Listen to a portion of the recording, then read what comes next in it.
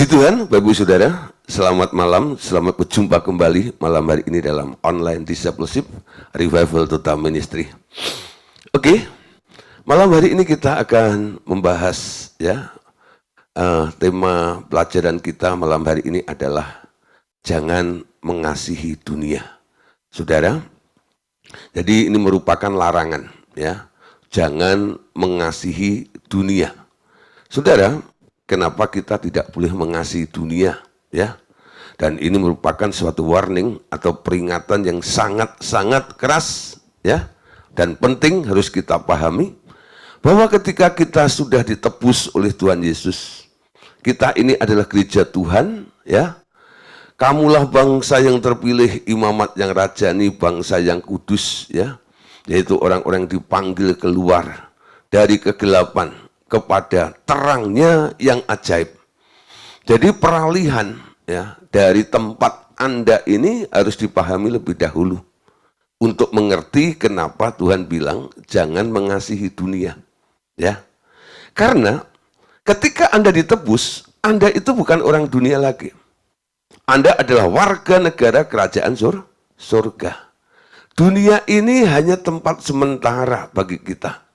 Bahkan dalam pelajaran-pelajaran kita sebelumnya, dunia ini hanya tempat pembiakan saja ya, penyemaian benih-benih untuk kehidupan selanjutnya nanti ya, yaitu di alam kekekalan. Saudara, jadi semua yang ada di dunia ini boleh kita nikmati ya, boleh kita jadikan sebuah sarana prasarana untuk fasilitas ya. Namun hatimu jangan melekat kepada dunia ini dan segala isinya ya. Kalau hatimu mulai melekat dengan dunia ini, arah hidupmu nanti akan disetir, akan dipengaruhi oleh dunia. Firman Tuhan mengatakan dunia ini sedang menuju kepada kebinasaan. Anda tahu arahnya kemana ya. Walaupun secara faktanya teknologi ya, dunia ini kan semakin indah, semakin terang, lampu beraneka ragam, berkelap-kelip dan sebagainya, teknologi yang canggih ya muncul di mana-mana dan semakin hari semakin luar biasa kelihatannya. Namun saudara, Tuhan bilang walaupun semakin elok, hatimu jangan terpikat dan jangan mengasihi dunia ini. Artinya Tuhan mau hatimu hanya untuk Dia. Mengasihi Tuhan dengan segenap hati, dengan segenap jiwa, dan dengan segenap kekuatan kita. Jangan terbelah, jangan terbagi kasihmu ini. Cuman satu, aku mengasihi Tuhan. Amin. Mengasihi. Kenapa Anda harus mengasihi Dia? Karena Dia lebih dahulu mengasihi kita. Amin. Nah, karena Dia lebih dahulu mengasihi Anda dan menebus Anda, sekarang sejujurnya Anda harus mengasihi Dia. Hatimu, hidupmu, Anda boleh berikan dan persembahkan kepada Tuhan sepenuhnya ini. Amin. Nah, saudara, sekarang kita lihat ya, kenapa Tuhan bilang jangan mengasihi dunia ya. Sebenarnya apa yang ada di balik sistem dunia ini ya, penguasa di balik sistem dunia ini sebenarnya apa saudara ya. Saudara perhatikan ya, bahwa yang dimaksud dunia ini sebenarnya bukan fisik buminya ini ya, tapi dunia ini lebih kepada sistem ya lah, sistemnya ini loh. Jadi dunia ini punya sistem. Kenapa punya sistem nanti akan saya jelaskan berikutnya. Sejak kapan sistem itu ada di dunia, ada di muka bumi ini itulah, dan disebut sebagai sistem dunia ini. Nah, saudara, Anda perhatikan saudara ya, ketika Tuhan Yesus baru memasuki Yerusalem dan disambut oleh banyak orang, lalu Ia atau Tuhan Yesus mengucapkan dua pernyataan berikut ya. Jadi ketika Tuhan Yesus baru memasuki Yerusalem dan disambut oleh banyak orang, lalu mengucapkan dua pernyataan berikut ini. Penghakiman penguasa dunia dan kematian dirinya ya. Jadi suatu hari ya, Tuhan Yesus itu kan dimuliakan ya. Jadi diarak pakai keledai muda itu, lalu seluruh Yerusalem itu mengeluk-elukkan Tuhan Yesus. Hosana mubarak rajaku. Mereka sangat-sangat antusias Sehingga pakaian-pakaian yang indah-indah itu ditebarkan di jalan-jalan, diinjak sama keledai yang ditunggangi oleh Tuhan Yesus itu. Nah, saudara, nah, di tengah-tengah orang banyak itu, Tuhan Yesus mengucapkan dua pernyataan tadi ya, yaitu adalah tentang penghakiman, penguasa dunia ini, dan Tuhan Yesus juga memberitahukan kepada khalayak semua orang yang sedang berkumpul saat itu tentang kematian dirinya, ya. Nah, di sini kita bisa memetik sebuah pelajaran, saudara, ya. Artinya, dengan cara ketaatannya dan cara matinya sebagai benih gandum Allah, maka penguasa dunia ini akan diakhiri, ya. Jadi dua pernyataan Tuhan Yesus ini merupakan satu rangkaian, saudara, ya. Tuhan bilang di sisi yang lain, bilang bahwa penguasa dunia ini akan dihancurkan. Bagaimana menghancurkan penguasa-penguasa di dunia ini? Caranya cuma satu, yaitu melalui kematian Tuhan Yesus sebagai biji gandum yang rela mati itu, itulah yang akan menghancurkan sistem dunia itu. Nah, saudara, bukan sekedar menghancurkan sistem dunia. Kematian daripada Tuhan Yesus itu membawa dampak yang lain juga, ya. Dan sekaligus itu akan bangkit pemerintahan baru yang mempunyai ciri, yaitu orang-orang yang sukarela, dengan sukarela mau menyatukan diri dengan Dia, ya. Kenapa saudara muncul orang-orang seperti itu? Karena kematian Tuhan Yesus itu membawa orang akhirnya mengerti tentang kasih Bapa itu, ya. Ketika orang mengalami kasih Bapa, mengerti tentang kasih Bapa itu betapa besar, betapa lebar, betapa tinggi, betapa dalam, betapa luasnya, betul? Lebih luas dari semua yang bisa Anda ukur di dunia ini. Nah, akhirnya semua orang mulai, ya, hatinya mulai berbalik kepada Allah dan motivasinya mulai berubah. Yang dulunya mengejar dunia dengan segala isinya, lalu di-cover atau dipengaruhi oleh sistem dunia ini, karena mereka boleh mengenal tentang kasih Allah itu, akhirnya mereka boleh meninggalkan tujuan yang lama dengan mengejar dunia ini, lalu berbalik untuk apa? Memperbaiki arah hidupnya, yaitu mengasihi Allah. Saudara, contoh ya, Paulus. Paulus itu luar biasa. Dia orang yang ambisius. Ambisinya ini membuat dia menjadi orang yang hebat. Ya, dia seorang ahli Taurat, bahkan pemimpin, gitu kan, pergerakan pada waktu itu yang menganiaya orang-orang percaya, betul? Ketika dia mengalami perjumpaan dengan Tuhan, ditangkap oleh Tuhan, lalu mengalami kasih Tuhan di dalam hidupnya, tulisan-tulisan daripada Paulus itu Anda lihat ya. Dia bilang apa? Hidup bagi Kristus, mati adalah keuntungan. Kalau aku hidup, hidup ini artinya harus menghasilkan buah. Ya, statement yang lain dari Paulus mengatakan begini, saudara. Ya, siapa yang bisa memisahkan aku dari kasih Allah ini? Penderitaankah? Ya, kesusahankah? Kemiskinankah? Dan lain sebagainya.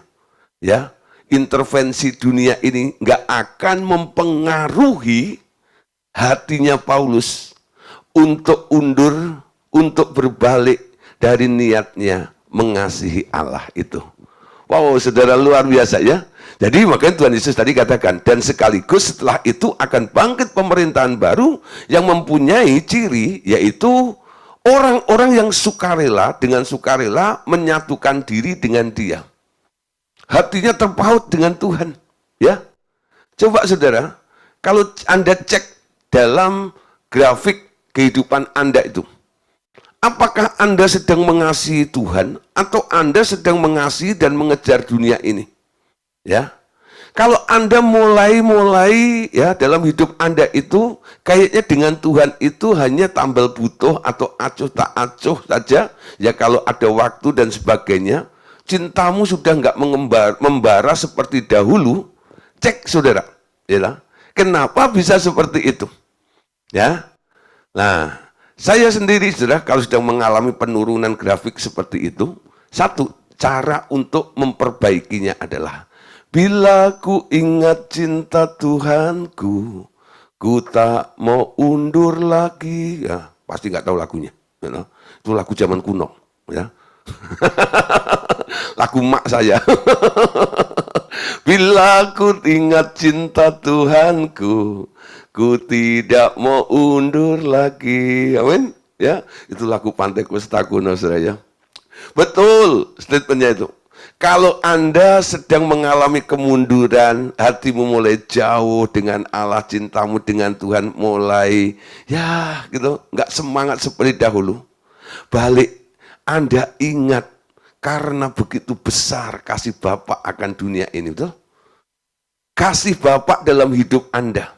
Paling tidak, saudara, Anda ingat kapan Anda pernah diselamatkan, kapan Anda pernah ditolong oleh Tuhan, kapan Anda pernah mengalami namanya mujizat kemurahan Allah di dalam kehidupan Anda.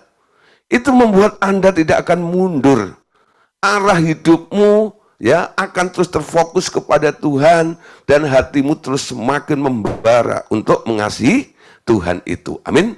Jadi bisa disimpulkan saudara ya, dengan tali kasihnya, ia menarik semua orang dari bawah penghakiman dunia, pindah kepada anak Allah yang akan dinaikkan untuk mati, tetapi juga dinaikkan untuk memerintah.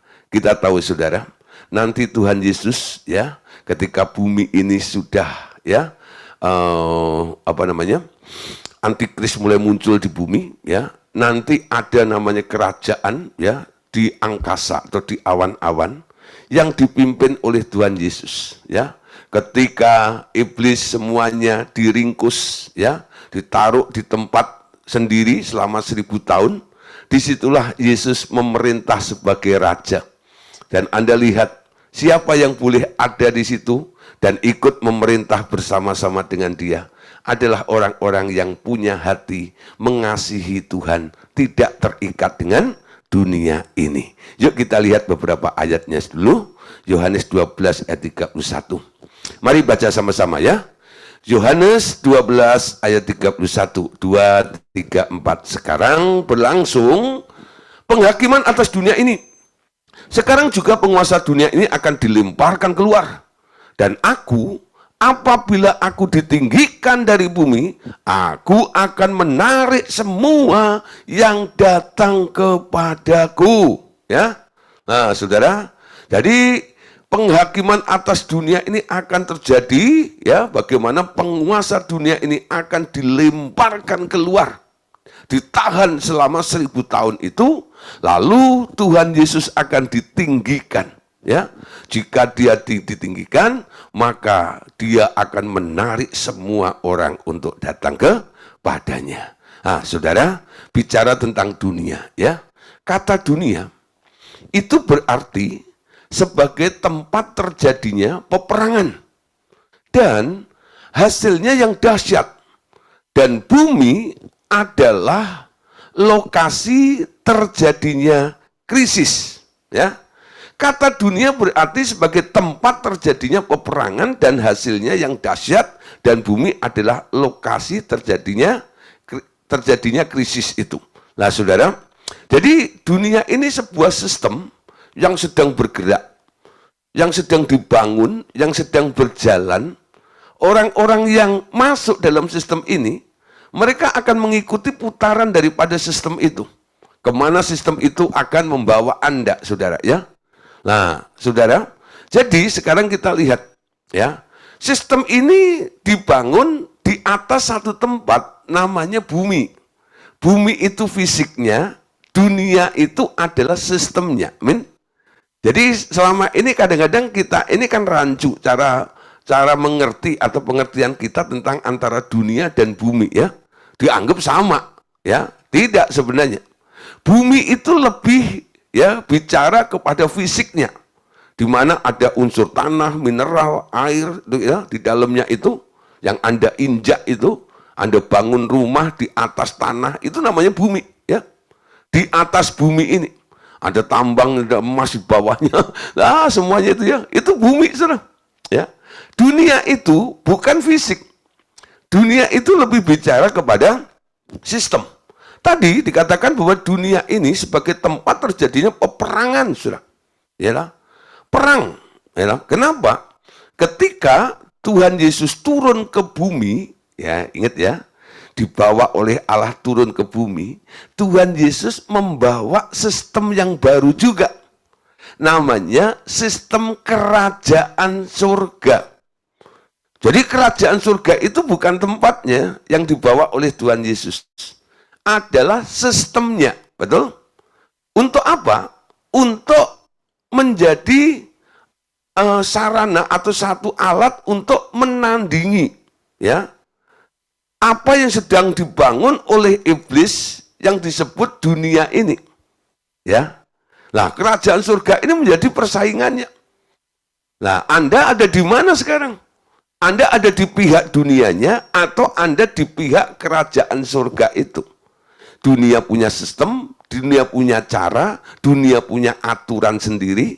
Kerajaan punya sistem, kerajaan surga punya sistem, kerajaan surga punya cara sendiri, kerajaan surga punya aturan-aturan sendiri, betul? Nah, Anda ingat tuh, perjuangan Tuhan Yesus pernah membandingkan dua hukum ya, yaitu hukum Taurat dan hukum anugerah. Nah, hukum Taurat itulah yang dipakai oleh dunia sampai hari ini. Jadi kalau ada negara-negara, saudara ya, satu negara punya undang-undang dasar. Kalau Indonesia kan undang-undang dasar 1945. Dari undang-undang dasar 1945 itu lalu ya muncullah saudara tatanan ya hukum yang ada di dunia ini. Ya, itu semuanya akarnya dari undang-undang dasar 45 itu. Nah, dari mana undang-undang dasar itu dirumuskannya, saudara? Itu sebenarnya pengaruh daripada Taurat dulu ya. Taurat itu diturunkan oleh Allah kepada manusia. Pada waktu itu kerajaan surga belum turun ke bumi. Jadi itu mutlak untuk orang-orang yang ada di bumi. Nanti Anda lihat Tuhan bilang begini ya, bahwa Taurat itu untuk manusia. Hari Sabat itu untuk manusia. Anak-anak Allah adalah Tuhan atas hari Sabat, betul? Nah, itu artinya apa? Manusia ini berbicara tentang orang-orang yang masih ada di dalam covering, ya, dalam pengaruh sistem dunia ini. Anak-anak Allah tidak lagi dikendalikan oleh sistem dunia ini. Nasibmu, arah hidupmu sekarang tergantung sistem yang baru, yaitu sistem kerajaan surga. Amin. Nah, saudara, di sini kita lihat ya, kata dunia berarti material bumi atau jagat raya, juga boleh dibilang orang-orang bumi alias manusia. Ya, manusia. Saudara, kenapa saya bilang manusia? Orang yang ada di dalam kerajaan surga namanya bukan manusia, namanya adalah anak-anak Allah. Amin. Ya. Nah, manusia itu sebutan daripada orang-orang yang ada di bumi. Tapi ketika manusia itu ditebus sekarang diberi hak untuk menjadi anak-anak Allah. Amin. Jadi di dalam dunia ini boleh bilang itu adalah kumpulan daripada orang-orang atau manusia yang di bumi. Hal-hal yang bersangkutan dengan dunia yang lainnya nanti Anda bisa golongkan sendiri. Nah, saudara, di balik segala yang nampak itu, ternyata kita tahu ya, ada penguasa dari sistem dunia. Yakni sebuah sistem yang teratur, rapi, dan berfungsi dengan sangat sempurna, ya, dengan sangat sempurna. Jadi sistem yang ada di dunia ini bukan sistem yang amburadul, saudara, ya. Semuanya diatur, dirancang, ya, dimusyawarahkan, lalu diputuskan oleh orang-orang pemikir, politikus dan sebagainya, sehingga, saudara, ya, dunia ini, ya, aturan-aturan di dunia ini teratur begitu rapi dan kelihatannya berfungsi sangat sempurna, betul? Nah, coba lihat ya, ada namanya PBB, gitu ya. Nah, Perserikatan Bangsa-Bangsa, betul? Untuk apa sebenarnya dibangun? Untuk, ya, mengatur, ya, antara bangsa satu dengan bangsa yang lain, untuk menengahi, memediasi bangsa satu dengan bangsa yang lain. Ketika orang melihat ide gagasan seperti itu, wow, Bagus dong, gitu ya.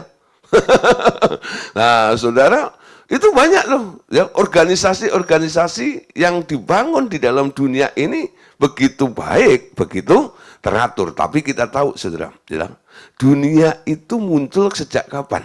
Ya, nah di sini perhatikan, saudara, ya. Sebelum manusia jatuh ke dalam dosa, perhatikan di sini. Sebenarnya yang ada sebenarnya adalah bumi saja waktu itu. Tetapi setelah kejatuhan manusia, setan membangun sistemnya yang bernama dunia, ya, atau kosmos.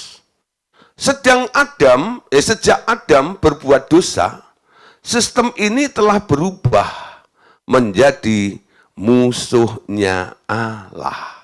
Ya, nah kita tahu gini ceritanya, ya. Jadi awalnya, ya, sebelum manusia jatuh ke dalam dosa, ya, yang ada hanya bumi yang sudah dirusak sama si iblis itu, ya, sehingga hanya kelihatan air menggenang, semua terendam di dalamnya, betul, ya. Lalu Tuhan Allah menata ulang kembali bumi ini dengan menciptakan kembali, ya loh, mataharinya dinyalakan lagi, gitu ya, bulan, bintang, air dan darat dipisahkan, tumbuh-tumbuhan hidup kembali, lalu dilengkapi dengan binatang-binatang kembali, ya. Nah, lalu ditaruhlah manusia di tempat itu, ya. Namun, saudara, sebelum manusia itu ditaruh di muka bumi dan Allah menata ulang itu, iblis itu telah membuat strategi. Ya, kenapa? Membuat strateginya gini, ya, ya. Dia itu waktu kudeta lalu dilempar ke satu planet namanya bumi. Dalam kondisi, dalam keadaan jengkel, marah, betul? Dendam terhadap siapa? Terhadap bapak yang mengusirnya itu dari surga ini. Nah, dia dengan pasukannya, karena ketika dibuang ini, iblis ini dan Abaddon, dia menyeret sepertiga daripada malaikat. Jadi dia punya masa juga. Jadi selama di bumi itu, dia membangun sebuah strategi. Ya, strategi apa tujuannya? Bagaimana saya bisa membalas Allah itu? Bagaimana saya bisa memusuhi Allah itu? Ya, jadi dari amarahnya itu dia membangun sebuah sistem. Ya. Oleh sebab itu, karena ide dan gagasannya yang jahat itu, iblis yang dahulu namanya Lucifer, Lucifer itu sebenarnya nama iblis yang baik loh dulu, ya. Nama malaikat maksud saya, ya. Tapi ketika dia jahat, malaikat yang dulunya baik ini, yang mulia, sekarang jadi buruk, jadi jahat karena idenya. Alkitab mencatat, menuliskan, memberi julukan kepada si iblis atau Lucifer itu adalah si jahat. Betul? Si jahat. Apakah Allah menciptakan si jahat? Tidak. Awalnya Allah nggak pernah menciptakan Lucifer menjadi si jahat. Tidak. Dia menjadi jahat karena keinginannya sendiri. Betul? Karena kondisinya. Ketika dia dilempar ke bumi itu, dia marah, dia emosi, lalu merancang sesuatu. Amin. Ini yang harus ditangkap dulu. Iblis merancang sesuatu, membuat gagasan, membuat ide, membuat sistem. Dan sistemnya itu dibuatnya di atas bumi, di mana dia dibuang. Sistem rancangan si iblis itulah sekarang terkenal dengan sebutan sistem dunia. Amin. Nah, nangkep ya. Dunia ini, sistem dunia itu bukan idenya Bapak. Bukan idenya Tuhan Yesus. Nah, karena si iblis itu juga punya kapasitas, ya. Makanya dia bisa mengembangkan berbagai macam cara, berbagai macam hal, sehingga sistem yang dibangun itu begitu teratur, begitu rapi, begitu luar biasa juga. Dan banyak orang kadang-kadang terkagum ya dengan hasilnya itu. Nah, saudara, di sini ya, ketika Adam ditaruh di muka bumi, lalu nah, iblis mulai melakukan intervensi ya, mulai melakukan serangannya kepada Allah. Dengan cara apa? Karena dia nggak berani berlawanan atau berhadapan langsung dengan Allah. Ketika gambar Allah itu ditaruh di muka bumi, gambar Allah itu dirusak sama si iblis, yaitu Adam. Nah, apa yang dilakukan oleh iblis saat itu menjadi sebuah bentuk deklarasi ya, bahwa perang dimulai. Perang dimulai ya. Aku hancurkan jagoanmu itu ya. Perang dimulai. Perang antara Allah dan iblis. Iblis dan Allah. Ya. Lalu kasih Allah turun kepada manusia, kepada dunia ini. Lalu dia turunkan Tuhan Yesus bawa ya tandingannya, yaitu sebuah sistem yang baru yang disebut sistem kerajaan surga. 1 Korintus pasal 1 ayat 21. Oleh karena dunia dalam hikmat Allah tidak mengenal Allah oleh hikmatnya, maka Allah berkenan menyelamatkan mereka yang percaya oleh kebodohan pemberitaan Injil. Ya, dunia dan sistemnya ini tidak pernah mengenal Allah. Anda lihat ya, ada beberapa orang kadang-kadang itu, ya biasanya mereka kelihatannya hebat ya dalam berorasi, ya loh. Punya ide, punya pendapat kadang-kadang. Tapi Anda harus waspadai. Jangan hanya cenderung melihat, wah ini solusi nih. Ya, di balik semua itu ada satu hubungan dengan Allah atau tidak. Nangkep sudah ya? Ada hubungan dengan Allah atau tidak nih. Ini penting sekali. Ya, jangan sampai pikiranmu itu ditarik keluar dari pengertian tentang Allah karena hanya sebuah kebutuhan, solusi dan sebagainya. Ya, ada orang kadang bilang, Pak itu hebat banget loh Pak ini nih, tapi bukan orang Kristen Pak, itu ya. Terus ya kamu lain Pak dan sebagainya itu. Tapi Pak, masuk akal juga Pak. Ini gini, ya. Lalu dia ulang gini, coba cermati, ya, dia membawa kamu semakin mengasihi Tuhan atau tidak? Perhatikan di sini, ya. Ketika kamu mendengar itu, hatimu semakin berpaut dengan Tuhan, atau Anda lebih mengejar dunia ini dan dengan segala keinginannya? Camkan baik-baik, ya. Solusi dari Tuhan, ya, itu selalu membuat Anda dekat dengan Tuhan. Dan hatimu semakin mengasihi Tuhan. Amin. Di dunia membuat way out ya, memberikan way out kepada Anda. Di dalam Tuhan ada way out-nya juga. Yesus datang ke dunia, dia bilang, akulah jalan, akulah kebenaran, dan akulah kehidupan, betul? Yesus bisa. Di dalam dia ada jalan keluarnya, amin. Dunia juga memberikan jalan keluar. Anda mau pakai jalan mana? Nah, kemarin kita bahas juga tentang jalan Tuhan, betul? Jalan Tuhan beda dengan jalan dunia, betul? Nah, jalan dunia itu lebar, jalan Tuhan itu sempit, betul? Karena apa? Fokus, mengerucut, tujuannya hanya satu. Ya, semakin Anda masuk, semakin sempit, akhirnya Anda ketemu satu titik, namanya adalah Allah. Jalan dunia ini itu lebar. Ketika Anda masuk, semakin masuk bukan semakin ngerti, tapi semakin bingung nanti. Amsal berkata, ada jalan yang disangka orang lurus, tapi ujungnya menuju maut. Oh, kok ngene ya tiba Oh, kok ngono to jebule. Piye to iki? Nah, saudara ya, hikmat dunia ini ya, dalam hikmat Allah ya, dunia ini dalam hikmat Allah tidak mengenal Allah oleh hikmatnya. Enggak. Ya.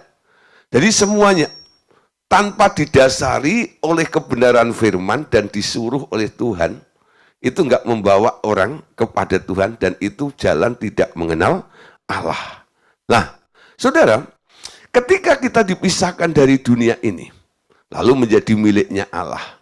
Dunia mulai mendeteksi kan, arah hidup kita mulai berubah. Hati kita mulai arahnya kemana? Ya, ketika kita mulai getol mencari Allah, hati Anda persembahkan kepada Allah, enggak ya? Nah, apa yang terjadi? Dunia yang dulu bersahabat dengan Anda, sekarang dunia mulai membenci Anda. Amin. Siapa di sini yang sudah bertobat dulu duniawi banget? Ketika Anda bertobat, teman-teman Anda itu mulai kabur meninggalkan Anda. Ada enggak? Ada enggak?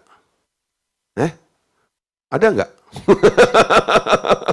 Ya, nah, Pak, setelah saya cinta Tuhan lebih gini, Pak, banyak yang enggak suka sama saya. Ya, walaupun mereka juga sama agamanya Kristen, Pak, kayak saya. Tapi karena masih Kristen duniawi, melihat saya yang sudah menjadi Kristen rohani ini, mereka bilang, you know, hidup di dunia sekali saja, kenapa nggak dinikmati?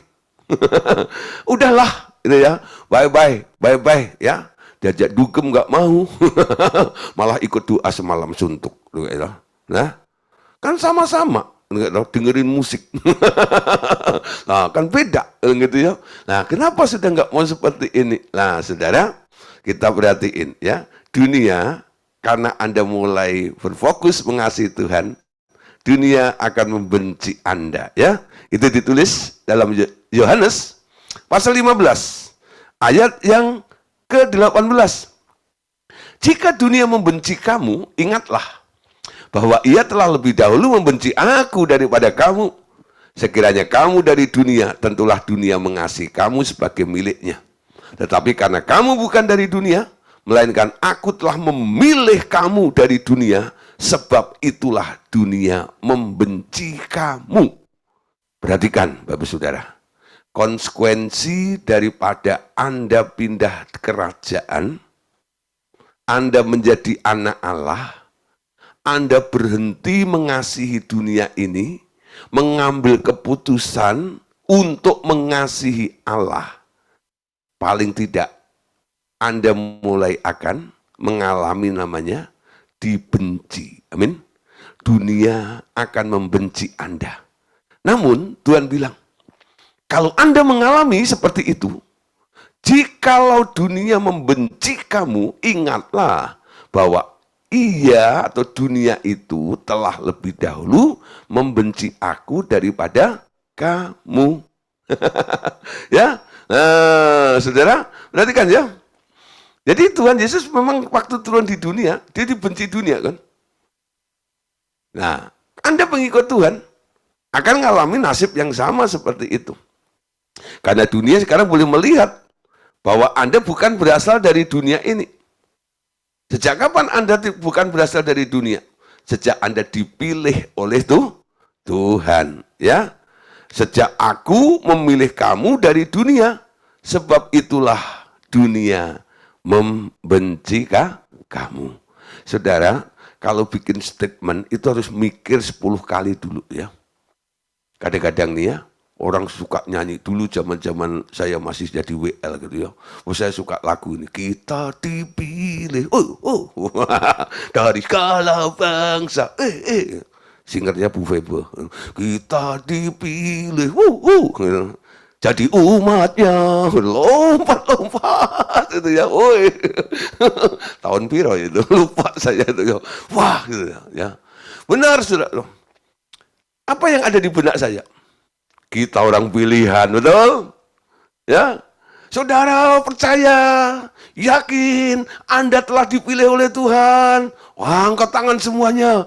Amin. Saya adalah orang yang dipilih oleh Tuhan.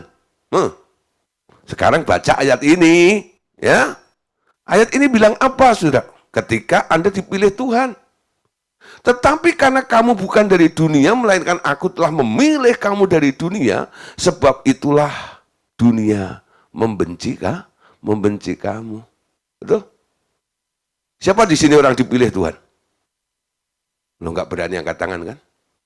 Kenapa? Udah dengar konsekuensinya. Dibenci dunia. Ya, saya orang pilihan, dipilih dari dunia ini.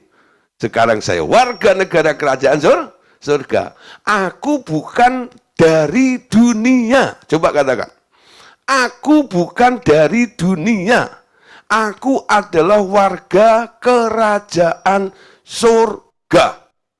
Dunia bukan milikku. Dunia bukan tempatku. Nah, tempatku adalah kerajaan surga. Coba Anda nanti ulang kalimat ini, lalu cerna baik-baik. Ya, Anda bukan orang dunia. Anda warga negara kerajaan surga. Itu kadang-kadang saya ucapkan sudah, kalau ada orang kadang-kadang saya bikin gara-gara sedikit. Saya ingat waktu di Toraja itu, sama Pak Andreas, sama Bu Durkas Daud, sama Pak Daud, saya berempat. Ya, wah, kami diundang sana, lalu sebelum kami diantar ke hotel Misliana sana, lah terus saya disambut sama pendeta-pendeta, ya kami berempat disambut 4 pendeta-pendeta di Toraja, ya. Nah, lalu ditanya nih, ini dari mana tim? Oh, ya, lalu Pak Andreas paling depan. Saya dari Bandung, nama saya Andreas Samudra. Wah, ya. Oh ya Pak, selamat datang. Lalu Pak Daud, saya Daud Rawun dari Bandung juga. Nah, lalu Bu Durkas, saya Durkas Daud dari Bandung. Lah ini siapa ini yang paling muda di belakang itu? Waktu itu umur saya masih bujangan ya, itu masih 26 atau berapa lupa deh gitu ya, antara gitu ya. Pokoknya masih imut-imut lah. Nah, sekarang amit-amit ya, imut-imut juga sih gitu ya. Nah, pokoknya saya datang itu, siapa itu? Gitu ya. Nah, saya sambil bawa koper saya, lalu saya juga tenteng salah satu dari tasnya Pak Andes yang isi laptopnya dia. Ya, lalu saya bilang, saya Gideon Arifin. Ya, saya dari surga. Itu mata pendeta semua itu melontot. Yang benar, benar Pak, saya dari surga. Dilihat sudah dari ujung kepala sampai telapak kaki, masih napak kaki saya gitu ya. Nah, ya, lalu sekali lagi saya tanya, jawab jujur ya, Anda dari mana? Saya tetap bilang saya dari kerajaan surga. Lalu ribut sudah. Pak Andreas mendengar ribut begini, lalu balik gitu. Ada apa ini? Ini loh Pak, ya anak buah Bapak ini, gitu, ditanya dari mana, dia bilang dari surga. Lalu Pak Andreas bilang gini, betul banget yang dikatakan sama Gideon. Memang Gideon itu dari kerajaan surga. Tambah bingung itu Pak Pendeta. Ya, untuk menjelaskannya, ya Bapak-bapak pendeta, kami harap nanti malam ikut sesi seminar yang ada diadakan di Hotel Misliana itu. Silahkan. Nanti salah satunya mau saya jelaskan. Kenapa alasannya Gideon itu bilang dia adalah warga kerajaan surga. Nah, saudara. Nah, ini perhatiin ya. Nah, saya nggak usah bikin heboh dengan saudara seperti ini. Ya, tapi malam hari ini pengertian ini cukup dengan mudah Anda tangkap, bukan? Sejak Tuhan Yesus memilih Anda dari dunia ini, Anda sekarang ditaruh di kerajaannya, yakni kerajaan anaknya, yaitu kerajaan surga. Sekarang Anda boleh mengaku bahwa Anda adalah warga negara kerajaan surga. Anda bukan manusia, tapi Anda adalah anak Allah. Walaupun konsekuensinya adalah harus dibenci oleh dunia ini. Amin. Nah, Yohanes 14 ayat yang ke-16. Aku akan minta kepada Bapa, dan ia akan memberikan kepadamu seorang penolong yang lain, supaya ia menyertai kamu selama-lamanya, yaitu roh kebenaran, dan dunia tidak dapat menerima dia. Sebab dunia tidak melihat dia dan tidak mengenal dia, tetapi kamu mengenal dia, sebab ia menyertai kamu dan aku akan diam di dalam kamu. Ya, nah saudara, bukan hanya Anda saja, bukan Tuhan Yesus yang ditolak oleh dunia ini, tapi juga satu pribadi dari Allah sendiri, yaitu adalah Roh Kudus, betul? Roh Kudus ketika turun ke bumi ini, dia juga ditolak oleh dunia juga. Ya, dunia tidak dapat menerima dia, sebab dunia tidak melihat dia dan tidak mengenal dia. Tapi kita, karena kita ini adalah lahir dari Allah, ada di warga negara kerajaan surga, kamu mengenal dia, sebab ia menyertai kamu dan akan diam di dalam kamu. Amin. Roh Kudus ditolak juga, saudara. Pokoknya semua yang berasal dari surga nggak bisa diterima oleh dunia ini. Nah, ya, dunia akan membenci. Nah, saudara, sekarang kita lihat Yohanes 16 ayat 33. Semuanya itu kukatakan kepadamu supaya kamu beroleh damai sejahtera dalam aku. Dalam dunia kamu menderita, ya, penganiayaan, tetapi kuatkanlah hatimu. Aku telah mengalahkan dunia. Jadi berita yang disampaikan Tuhan, pelajaran kita yang kita bahas malam hari ini bukan membuat Anda harus mengalami ketakutan, ya toh, atau merasa kecewa, kok gini ya, kok gitu. Tapi Tuhan katakan, semuanya itu kukatakan kepadamu supaya kamu beroleh damai sejahtera di dalam aku. Memang di dalam dunia ini kamu mengalami penganiayaan karena dibenci oleh mereka, tapi kuatkanlah hatimu karena aku telah mengalahkan dunia itu. Amin. Itu realita, saudara. Itu faktanya. Itu terjadi karena di balik sistem itu sebenarnya ada dalangnya, ada otaknya, ya. Nah, Yohanes menyebutnya otaknya atau dalangnya itu disebut oleh Yohanes sebagai penguasa dunia. Ya. Paulus menyebutnya otak daripada sistem dunia ini atau dalang dari semuanya itu, Paulus menyebutnya sebagai kuasa dunia yang gelap. Coba perhatikan ayatnya. Ya. Yohanes mengatakan, Yohanes 12 ayat 31. Sekarang berlangsung penghakiman atas dunia ini.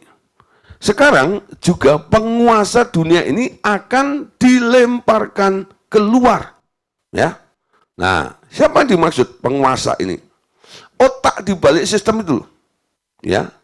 Yang dibangun itu, siapa otaknya di sini? Dalangnya siapa? Ya. Sekarang juga penguasa dunia ini akan dilemparkan keluar. Paulus mengatakan dalam Efesus 6 ayat 11, ya. Efesus 6 ayat 11 itu ayat pasal 6 ini adalah perikop yang berbicara tentang peperangan rohani. Ya. Salah satu ayatnya di dalam ayat yang ke-11, Anda boleh lihat. Kenakanlah seluruh perlengkapan senjata Allah supaya kamu dapat bertahan melawan tipu muslihat iblis. Karena perjuangan kita bukanlah melawan darah dan daging, tetapi melawan pemerintah-pemerintah, melawan penguasa-penguasa, melawan penghulu-penghulu dunia yang gelap ini, melawan roh-roh jahat di udara. Ya, nah ini yang dikatakan oleh Paulus, saudara. Ya, di balik sistem ini Anda lihat. Peperangan kita ini bukan melawan darah dan daging, ya, tapi Anda sedang melawan tipu muslihat iblis. Kenapa disebut tipu muslihat iblis? Tipu muslihat iblis itu tak lain tak bukan adalah ide, gagasan, ya, rancangan, ya, yang dibuat oleh iblis untuk menegakkan, memajukan sistem dunia ini. Jadi semuanya itu, ya, tak lain tak bukan menurut Paulus yang sedang melakukan peperangan rohani ini, kamu harus bertahan melawan tipuannya, ya. Itu merupakan tipuannya, ya. Dia sebenarnya nggak bisa mengalahkan sistem kerajaan surga, ya. Ketika Anda dimasukkan dalam kerajaan surga, di dalam surga ini sebenarnya ada jaminan yang luar biasa, bukan? Kalau sampai ada orang yang sudah menjadi orang percaya, lalu masih banyak mengalami masalah-masalah dalam hidupnya itu, sebenarnya orang-orang ini sedang ditipu sama setan, betul? Ditipu sama setan. Yesus datang untuk memberikan hidup, dan hidup dalam segala kelimpahan. Ada kelimpahan. Kalau sampai terjadi kekurangan dalam kehidupan Anda, nah, itu sebenarnya Anda tertipu, ketipu. Ya, caranya gimana? Si iblis itu mencoba untuk menggeser pikiran Anda, ya. Anda tidak berpikir tentang jaminan sosial surga yang diberikan kepada Anda, tapi dia memberikan satu gambaran yang buruk di depan Anda. Wah, keadaan krisis seperti ini, gimana besok kamu bisa makan atau tidak, bagaimana ini dan itu, dan sebagainya. Itu membuat Anda jadi bingung, ya. Anda bingung bukan karena Allah membiarkan Anda, tidak. Anda bingung, Anda mengalami kesusahan, Anda mengalami kemiskinan, Anda mengalami kekurangan, bukan Allah tidak mensuplai Anda. Dia tetap mensuplai Anda, gitu. Namun karena pikiranmu tergeser oleh tipuan si iblis, Anda tidak melihat tentang rencana kebaikan Allah di dalam kehidupan Anda. Yang Anda pahami, yang Anda sadari adalah fakta, realita, keadaan di sekitar Anda, lalu itu mempengaruhi pikiranmu sehingga pikiranmu jadi bingung dan ruwet. Betul? Kalau ada orang konseling nih, gitu, sebenarnya apa yang saya lakukan? Saya coba mengurai simpul yang sedang mengikat orang itu untuk dibebaskan supaya dia mengerti tentang jalan Tuhan, tentang rencana Tuhan. Sampai dia ngeh, sampai dia berpikir, dan dia merasakan dan bisa berkata, God is good. Tuhan itu baik untuk selama-lamanya. Kasih setianya tidak pernah berubah di dalam kehidupanku. Ya. Lalu punya pengharapan dalam hidupnya. Dia melihat dengan kacamata iman. Semuanya sudah disediakan oleh Allah. Siapa bilang saya miskin? Omong kosong. Siapa bilang saya sakit? Omong kosong. Ya. Selama ini aku ditipu sama iblis. Ya. Jadi peperangan kita ini adalah melawan tipu muslihat iblis. Banyak orang ditipu sama setan. Mungkin termasuk Anda. Ditipu sama iblis. Ya. Nah, sekarang lepaskan dirimu dari tipuan-tipuan si iblis ini. Paulus tadi katakan, kenakanlah seluruh perlengkapan senjata Allah supaya kamu dapat bertahan melawan tipu muslihat iblis. Karena perjuangan kita bukanlah melawan darah dan daging, tapi melawan pemerintah-pemerintah, penguasa-penguasa, melawan penghulu-penghulu dunia yang gelap ini, melawan roh-roh jahat yang di udara. Saudara, si iblis itu punya pemerintahan, ya. Jadi paling tinggi adalah Lucifer. Di bawah Lucifer itu ada namanya penguasa-penguasa, ya. Nah, pemerintah-pemerintah, penguasa-penguasa, dan penghulu-penghulu dunia, dan roh-roh jahat di udara. Jadi ada tingkatan-tingkatannya, ya. Di bawahnya Lucifer itu disebut pemerintah-pemerintah, ya. Lalu di bawahnya penguasa-penguasa yang sering kita kenal dengan roh-roh teritorial, ya. Yang sering dipakai sebenarnya adalah roh-roh orang mati sebenarnya. Dia memakai orang-orang yang punya pengaruh di daerah itu, lalu roh orang mati itu diagung-agungkan. Betul, ya? Menurut legendanya biasanya begitu.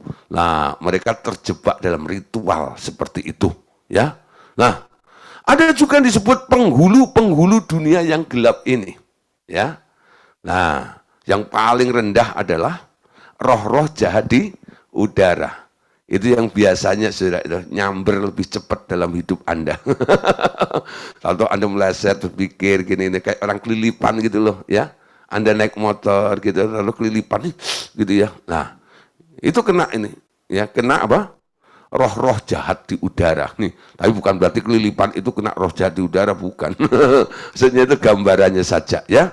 Nah, saudara, jadi perhatikan, dunia ini sebenarnya apa? Dunia ini adalah buatan setan, betul? Dunia buatan setan ini nanti pada akhirnya akan dikalahkan oleh kerajaan Yesus Kristus. Ingat, ya, Ada kerajaan dunia, lalu ada kerajaan Tuhan Yesus. Nih. Dunia ini ya nanti akan dikalahkan dengan kerajaan Tuhan Yesus. Kapan itu? Ada waktunya, saudara. Nanti, bukan sekarang. Ya. Nah, Anda masuk di mana dulu? Kalau Anda di dunia ini, Anda termasuk yang dikalahkan oleh kerajaan Tuhan. Tapi kalau Anda ada di dalam kerajaan Tuhan Yesus, yaitu kerajaan surga ini, Anda ikut mengalahkan ya dunia dan segala isinya. Nah, saudara, dunia ini coba dibangun ya semakin hari semakin maju ya. Saudara, Daniel pernah diberikan mimpi oleh Tuhan ya. Mimpinya apa? Tentang sebuah kerajaan ya yang dari tahun ke tahun gitu ya, yang akhirnya dibinasakan oleh Tuhan Yesus. Itu artinya seperti itu. Nah, saudara, Anda lihat ya, penglihatan yang dilihat oleh Daniel dalam Daniel 2 ayat 24 ya. Dan seterusnya Daniel 2 ayat 24. Tetapi pada zaman raja-raja Allah semesta langit akan mendirikan suatu kerajaan yang tidak akan binasa sampai selama-lamanya, dan kekuasaan tidak akan beralih lagi kepada bangsa lain. Kerajaan itu akan meremukkan segala kerajaan, menghabisinya, tetapi kerajaan itu sendiri akan tetap untuk selama-lamanya. Tetapi seperti Tuhan kulihat bahwa tanpa perbuatan tangan manusia, sebuah batu terungkit lepas dari gunung dan meremukkan besi, tembaga, tanah liat, perak, dan emas itu. Allah yang maha besar telah memberitahukan kepada tuanku raja apa yang akan terjadi di kemudian hari. Mimpi itu adalah benar dan makanya dapat dipercaya.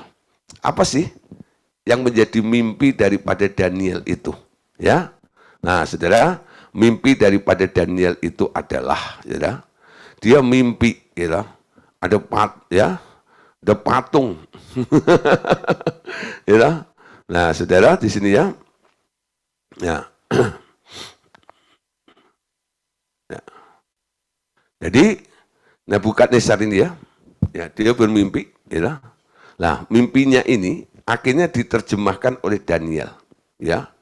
Jadi dia mimpi, ya, ada patung, ya, berdiri, lalu ada batu yang menghancurkan seperti ini. Nah, kurang lebih patungnya begini saja. Ya, ini kalau Anda baca keseluruhannya, ya, dalam kitab Daniel semuanya, dalam Daniel 2 31 sampai 45 nanti akan bisa memahami ya. Nah, di sini patung ini ya tadi dikatakan ya, patung ini berdiri ya. Pertama dilihat kepalanya dari emas ya.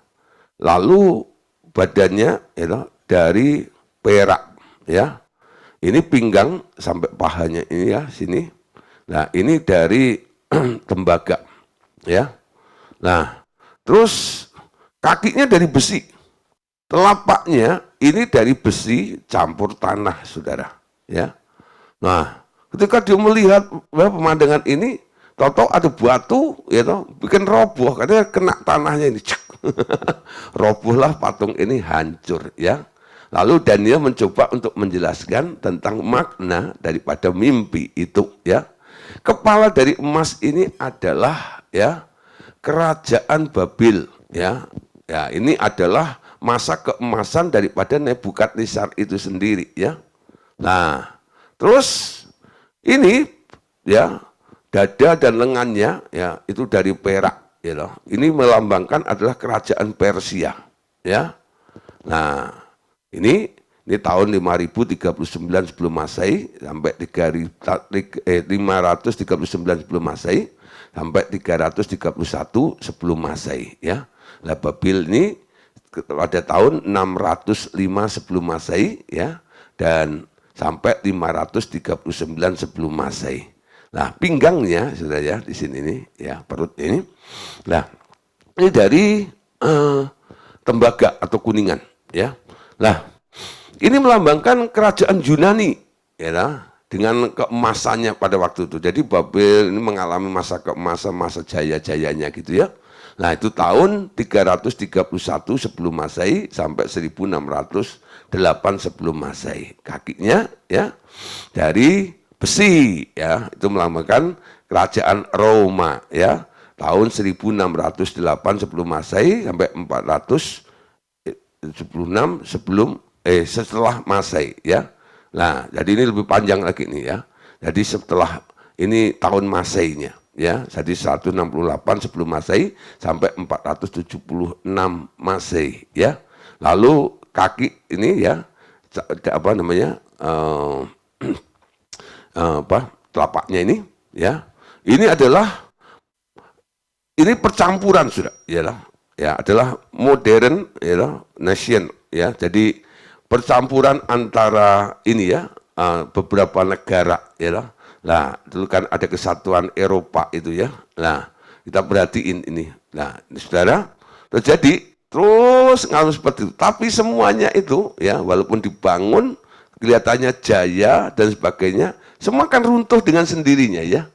Nah, kalah dengan sistem apa yang dibangun oleh Tuhan Yesus ini. Nah, saudara, terus dunia membangun lebih lagi ya. Nah, sekarang kita lihat kemajuannya ya. Apa yang terjadi dengan politik ya? Politik juga begitu ya. Sekarang partai-partai luar biasa, nggak kayak dulu, segala macam gitu ya. Nah, cara mereka ya dan sebagainya membangun kekuatannya dan sebagainya ya. Pendidikan juga begitu. Literatur, ilmu pengetahuan, seni, hukum, perdagangan, musik, itu adalah hal-hal yang membentuk kosmos itu. Jadi semua itu ada di dalam sistem dunia ini. Termasuk politik, pendidikan, literatur, ilmu pengetahuan, ya, seni, hukum, perdagangan, musik dan sebagainya, ya. Nah, sepanjang sejarah manusia, ternyata dunia telah mengalami kemajuan yang amat pesat. Ya, pertanyaannya, tapi kemana arahnya? Walaupun mengalami kemajuan yang amat pesat. Puncak kerajaan dunia adalah saat antikris memerintah di atas dunia ini nanti, ya. Nah, saudara, kalau Anda lihat ya, dunia ini sedang membangun banyak hal, gitu, semakin indah, grafiknya wah luar biasa lah, gitu ya. Saya nggak bisa menggambarkan, saya hanya ketemu gambar seperti ini, ya. Dunia yang gelap ini dulu nggak ada apa-apanya, sekarang mulai dirancang gedung-gedung pencakar langit ini dan itu beraneka ragam, ya. Wah, saudara ya, banyak hal. Ya, mobil bisa terbang, ya, nanti sepeda juga bisa terbang.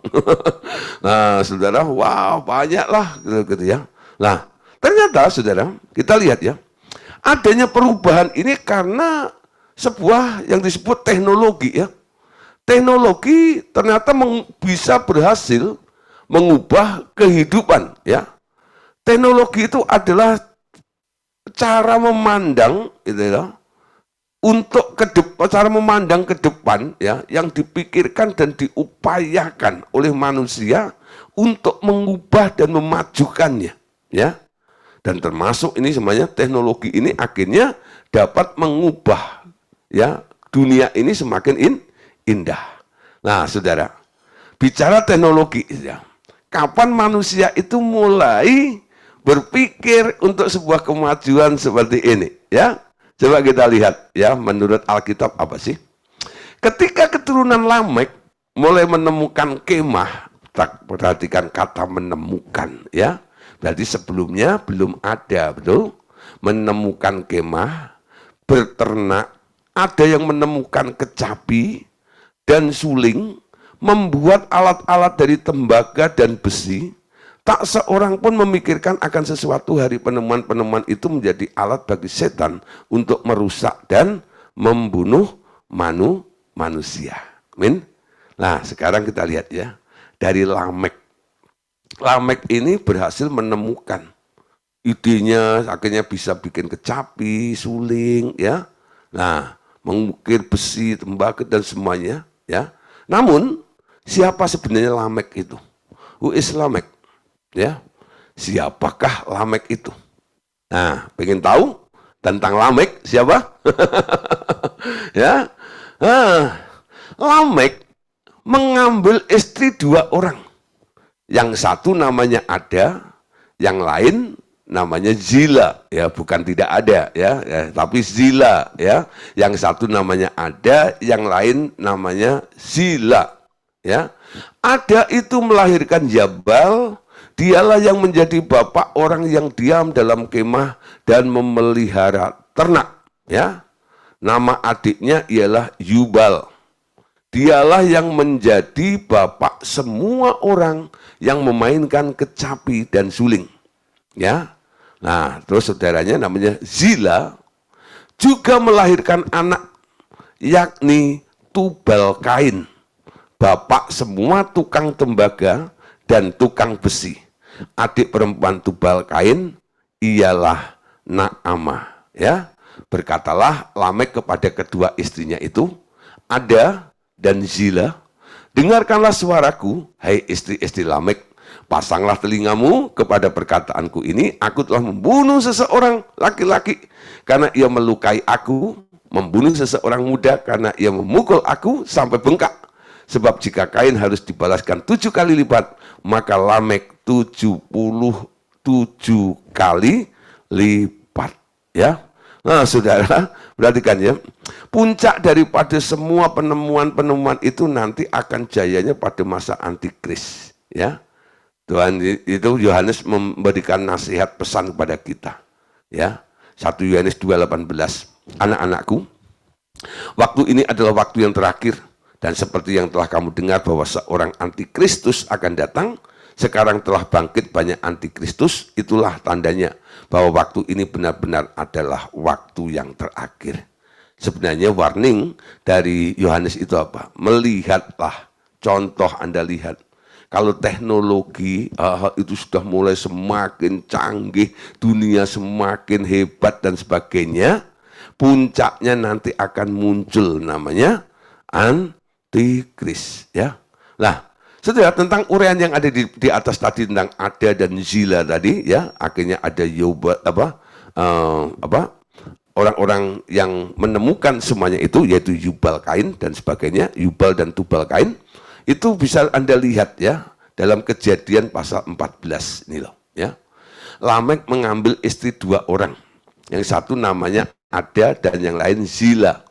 Ada itu melahirkan Jabal, dialah yang menjadi bapak orang yang diam dalam kemah dan memelihara ternak. Nama adiknya ialah Yubal, dialah yang menjadi bapak semua orang yang memainkan kecapi dan suling.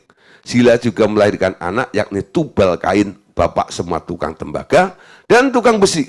Adik perempuan Tubal Kain ialah Naamah, ya. Nah, saudara perhatikannya tentang Tubal Kain. Ya, nanti Anda coba ya. Saya kapan akan jelaskan tentang Tubal Kain ini. Nah, dari penemuan-penemuan ini apa yang terjadi, saudara? Ya, bukan melahirkan atau menghasilkan satu mental yang lebih baik, saudara, ya. Terjadi pemberontakan, pembunuhan dan sebagainya. Kapan? Setelah terjadi penemuan hal-hal yang baru seperti itu, ya. Yeskiel 28, ya. Nah, sebelumnya perdagangan berkembang, ya. Karena dimulai oleh setan, si pedagang dari surga. Kalau Anda melihat dalam Yeskiel 28, dan karena kepandaiannya itu, ia menjadi sombong, ya. Ada juga selain teknologi, ya, perdagangan juga dikembangkan oleh mereka, ya. Yeskiel 28 ayat 2. Hai anak manusia, katakanlah kepada Raja Tirus, beginilah firman Tuhan Allah, karena engkau menjadi tinggi hati dan berkata, aku adalah Allah, aku duduk di tahta Allah di tengah-tengah lautan, padahal engkau adalah manusia, bukan Allah. Walau hatimu menempatkan diri sama dengan Allah, memang hikmatmu melebihi hikmat Daniel, tiada rahasia yang terlindungi bagimu. Dengan hikmatmu dan pengertianmu, engkau memperoleh kekayaan, emas dan perak kau kumpulkan dalam perbendaharaanmu, karena engkau sangat pandai berdagang. Engkau memperbanyak kekayaanmu, dan karena itu engkau jadi sombong, ya. Nah, saudara, hati-hati juga dengan dunia perdagangan, ya. Alkitab banyak sih, ya, mengatur tentang bagaimana berdagang yang baik dan berdagang yang benar, ya. Jangan punya 2 takaran, 2 timbangan, betul ya, 2 neraca, kadang-kadang itu. Kenapa? Kelicikan demi kelicikan, hal yang nggak benar itu juga bisa akan terjadi di dalam dunia perdagangan itu. Ada orang yang hebat bisa mengelabui dengan indah itu akan cepat ya jaya ya loh. Dalam perdagangannya. Lalu menjadi sombong katanya itu. Nah, saudara, orang-orang seperti itu merasa dirinya sangat berhikmat dan mengatakan aku adalah Allah tadi. Tuhan benci dengan orang seperti itu, ya. Nah, saudara, tentang dunia pendidikan bagaimana? Nah, kalau perdagangan ya tentang teknologi mungkin Anda setuju ya. Tapi bagaimana dengan pendidikan, Pak? Bagaimana dengan pendidikan? Bagaimanapun anak-anak harus mengalami pendidikan, bukan? Tetapi kita tahu bahwa pendidikan dunia semua berasal dari buah pohon pengetahuan baik dan jahat. Lalu bagaimana dengan ilmu pengetahuan itu sendiri? Itu juga salah satu unsur kosmos, bukan? Ya, di satu pihak. Itu perlu. Tapi karena itu bagian dari kosmos, maka kita bersentuhan dengan dunia, ya. Bila memakainya, harus ada ukuran atau batas di mana seseorang boleh terus mengikuti hal dari dunia ini atau harus berhenti. Amin. Bukan berarti nggak boleh sekolah, ya. Jangan salah, ya. Nah, Pak Andreas sendiri yang menulis buku ini, anaknya juga sekolah, lulus sarjana, satu di Sydney, ya, di Perth, satu di Bandung. Ya, nah saudara, anak saya juga, ya, yang bungsu masih kuliah juga, ya. Nah berarti anak saya sekolahkan juga, ya. Namun sekarang begini, loh, saudara, ya. Apa yang Anda lakukan itu, Anda harus konfirmasi dengan Tuhan juga, ya. Sampai kapan, di mana, tujuannya apa, jurusannya apa, dan sebagainya. Ya, jangan sampai Anda itu hanya gila cari gelar saja itu ya. Nah, nanti setelah dapat gelar bingung. Ya, ada orang gelarnya kimia itu ujung-ujungnya ya akhirnya bisnis pisang goreng, ya, pisang goreng madu, ya. Larisnya luar biasa. Nggak nyambung gitu kan, kimia sama goreng madu. Ya, nah, kadang-kadang salah jurusan. Tanya Tuhan supaya nggak buang-buang waktu gitu ya.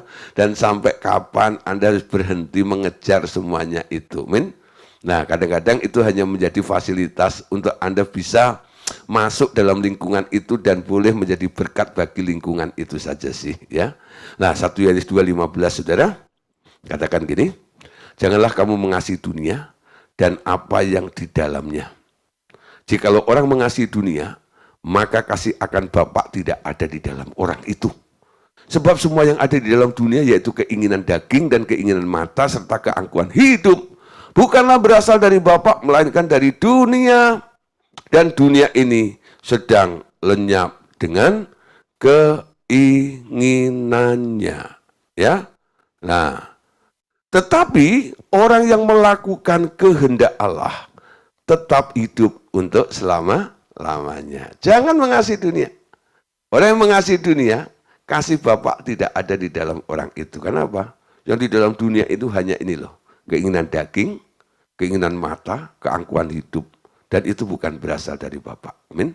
Nah, pada intinya, bila kita harus bersentuhan dengan dunia ini, pertanyaannya adalah, bagaimana hal dunia ini mempengaruhi hubungan kasihku terhadap Allah Bapa? Ini yang perlu diperhatikan.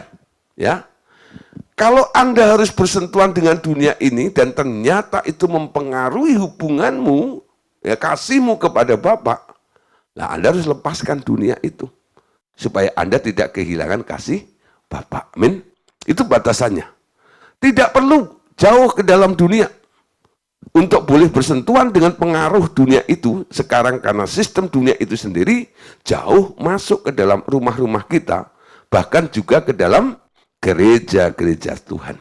Saat inilah sangat diperlukan pengetahuan tentang kuasa salib itu untuk membebaskan orang percaya dari cengkeraman sistem dunia sekarang ini.